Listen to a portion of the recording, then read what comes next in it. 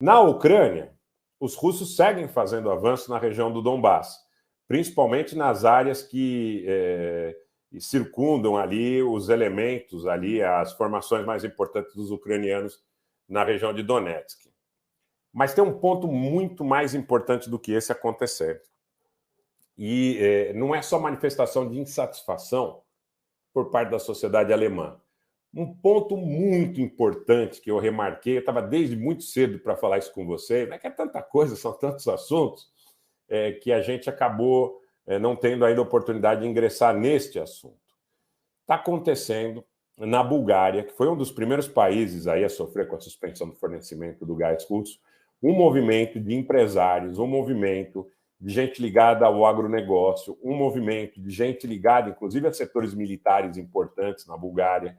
E eu vou contar um pouco para vocês o que está acontecendo na Bulgária, para que vocês entendam que a realidade desse conflito, conforme a gente já, inclusive, tinha adiantado em momentos anteriores, é um desafio tremendo para a questão da unidade da União Europeia. É um desafio enorme. Por quê? O que está acontecendo na Bulgária, gente? Vamos dizer, a correspondente da Gazprom na Bulgária é a Bulgargaz. A Bulgária fez ali uma série de tratativas, de contratos, tentativas, inclusive com o próprio Azerbaijão, para suprir as suas necessidades de gás russo por intermédio dessas fontes alternativas. Só que o que está acontecendo?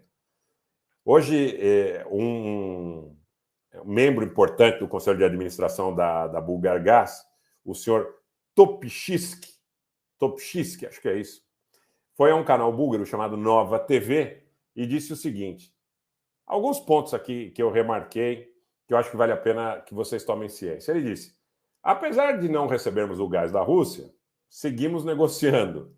Não sabemos como essa negociação se desenvolverá, mas ainda temos esperança de receber suprimentos. Esta é uma opção que ainda não foi fechada. Estamos falando de contratos que temos até o final do ano. Teoricamente, é possível que o lado russo mude suas opiniões. Não queremos fechar esta página. Basta ter garantias de que não há risco para a Bulgargaz quanto aos termos do contrato que foram alterados. Esse membro do Conselho de Administração admitiu que uma crise de gás sem precedentes está se desenvolvendo na Bulgária e que os preços do gás, gente, estão sentados aí, aumentaram 60% em agosto. Vocês estão ouvindo o que eu estou falando para vocês? Os preços do gás na Bulgária, se tiver alguém da Bulgária aqui que possa confirmar essa informação, por gentileza, aumentaram 60% os preços do gás na Bulgária em agosto. Então, vamos juntar essas pecinhas, tá? Vamos juntar essas pecinhas. O receio segundo o que ele coloca na televisão búlgara, é que haja um motim, uma revolta por parte de alguns setores industriais que estão tendo inviabilizado a sua composição de custos para atender o próprio mercado interno, para colocar esse mercado interno em condições, inclusive, de receber o mínimo elementar para que ele continue operacional. E aí eu vou migrar para a Alemanha, né? Porque você vê, na Bulgária ainda, teve carta de associação de empregadores, de industriais, de agricultores, e eles divulgaram uma carta, não foi nem pela liberdade, nem pela democracia, tá, pessoal? Na realidade, a carta foi exigindo que o governo crie mecanismos que possa permitir que a Bulgária continue a receber, ou volte a receber o gás russo por intermédio da Gazprom, né? E eles dizem que é uma questão de razoabilidade e objetividade essa restauração do fornecimento do gás russo, porque dizem que não há alternativa de curto prazo.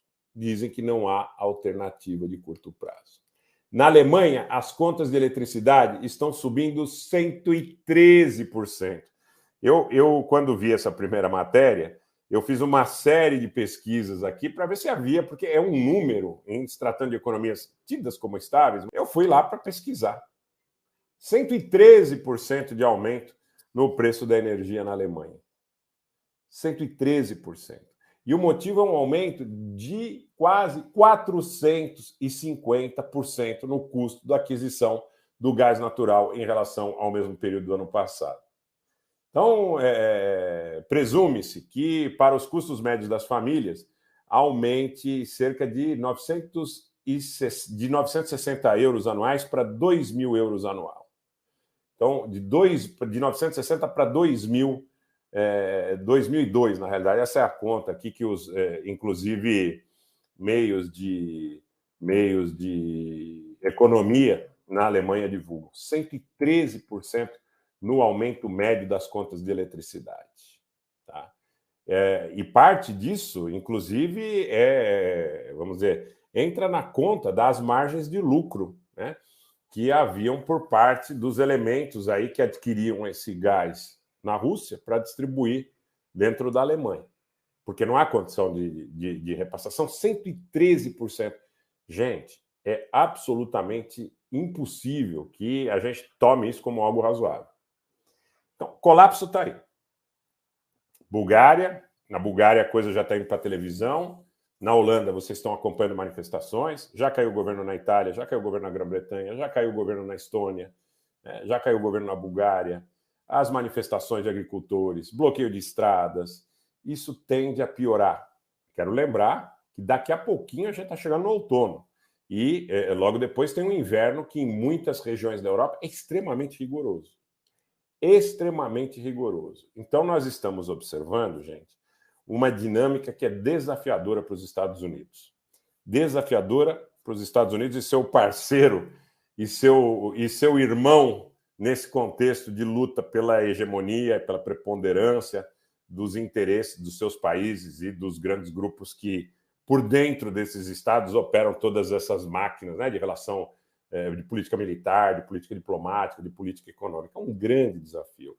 Eles têm hoje um desafio de uma operação militar chinesa que praticamente cerca Taiwan. Será que termina no dia 7? Será que depois não haverá outra operação? Será que em algum momento não se estabelece efetivamente um embargo definitivo? Então você tem um fronte aí.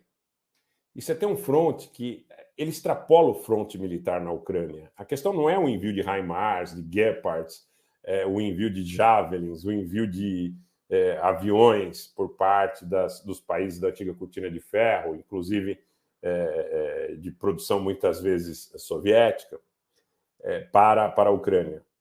O grande ponto é como é que você vai controlar todas essas sociedades em relação aos seus descontentamentos, em relação à falta de suprimento do gás e em relação à majoração de custos, como a gente tem observado. Essa é uma situação dificílima, gente.